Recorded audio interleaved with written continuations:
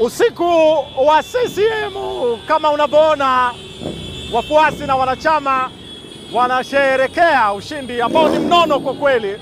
Muda sio mrefu mgombea wao wa rais Dr. Hussein Ali Mwinyi ametangazwa kuwa rais mteule na amepata ushindi mnono, asilimia karibu 74 hivi akifuatiwa na mgombea wa ACT Wazalendo kula 100,000 kama asilimia 23 hivi. Sasa wamekuja hapa katika eneo hili, maana yake ni hatua chache tu kwenda katika makao makuu ya CCM. Ile eneo linaitwa Kisonge hili. Wamekusanyika, wamekuwepo kwa muda hapa, wanasherehekea ushindi wao.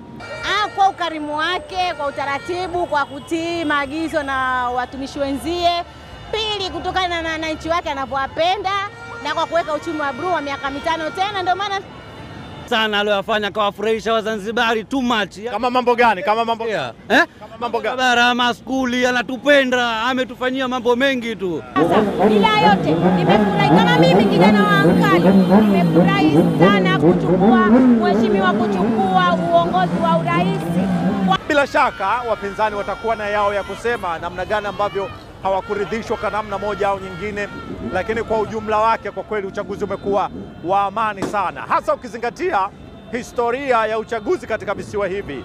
Siku kama ya leo hapa pangekuwa na wasiwasi, lakini unaona shangwe zimetawala hapa.